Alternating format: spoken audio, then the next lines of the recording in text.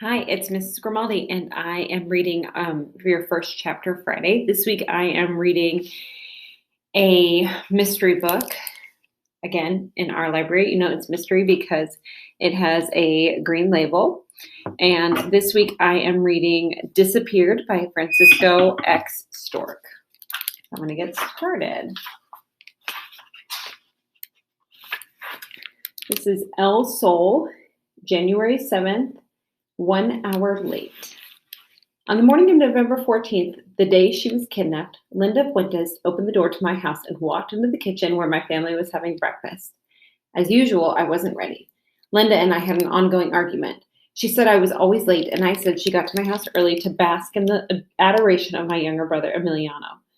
But we had been best friends for 14 years, so we could forgive each other. We could forgive each other anything. I heard her laughing and chatting with my mother and Emiliano until I was ready to go. Our routine had been the same every morning for the past 2 years. We walked the 6 blocks from my house to Boulevard Pablo II, where we caught the bus that would take us to the cathedral. From there, I would catch another bus to the offices of this newspaper, and Linda walked 3 blocks to her job at the shoe store on Francisco Villa Avenue. Linda had dropped out of school and taken the job at the shoe store when her father was paralyzed in a construction accident. Her salary, along with the small income that her mother made from sewing, supported her parents and 2 younger sisters. Linda always waited with me until my bus arrived. We stayed together as much as possible, partly because most abductions of women in Juarez occurred downtown, and partly as protection against the comments of men driving or walking by.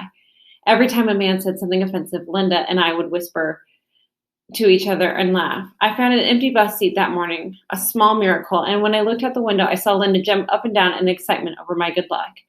As the bus pulled away, she stuck her tongue out at me. That was the last time I saw my best friend. I worked all day at this newspaper. At 7 p.m., I got a phone call from Linda's mother. I knew as soon as I heard Mrs. Fuentes' shaky voice that something terrible had happened. Linda got off work at 4, and she had never been home later than 6. If you are a daughter or a sister or a wife in Juarez, the one thing you always do if you're going to be late is call. And if your friend is 1 hour late and she hasn't called home, your heart begins to break. Mrs. Fuentes was hoping against hope that Linda and I had decided to go to the movies after I finished work.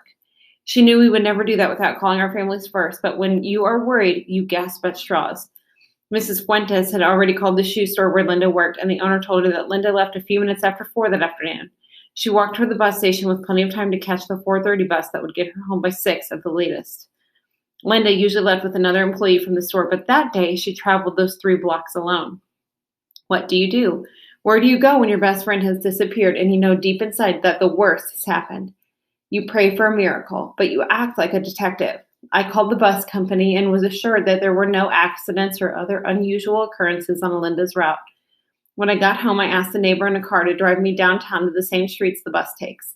We parked the car near the cathedral and walked the blocks that Linda walked every day to her job.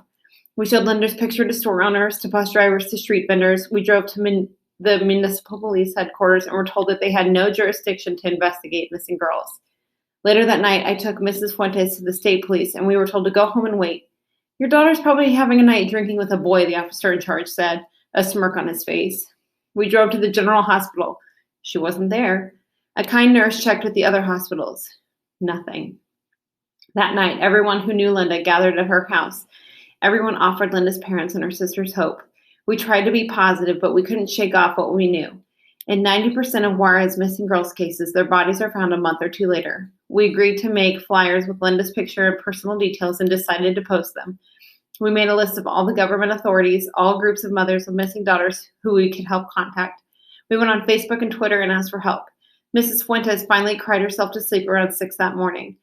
It had been almost 2 months since Linda disappeared, and every week I accompany Mrs. Fuentes to the state police headquarters and we inquire about Linda. We know what the answer to our question will be, but we want to keep putting pressure on the police. We want them to know that someone cares. Mr. and Mrs. Fuentes have been called twice to the forensics offices to identify pieces of clothing found in the bodies of young women. I have seen the relief when the clothing is not Linda's, and then immediately the return of the restless gnawing grief that comes from not knowing what happened to your daughter.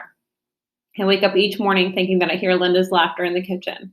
When I step into the bus that took us downtown every morning, I look for 2 seats. Sometimes I think I see her waiting for me with an ice cream cone we treated ourselves to at the end of the day, but those brief moments of hope quickly disappear, and I feel even more alone with the sense of her absence, so real I can almost touch it. Maybe in other cities in the world, a young woman can be 1 hour late and it isn't cause for worry. In Juarez, that is simply not possible. It is true that the number of desperitas has greatly diminished over the years, so the number of killings and disappearances is now, as our public officials like to tell us, comparable to other cities of similar size.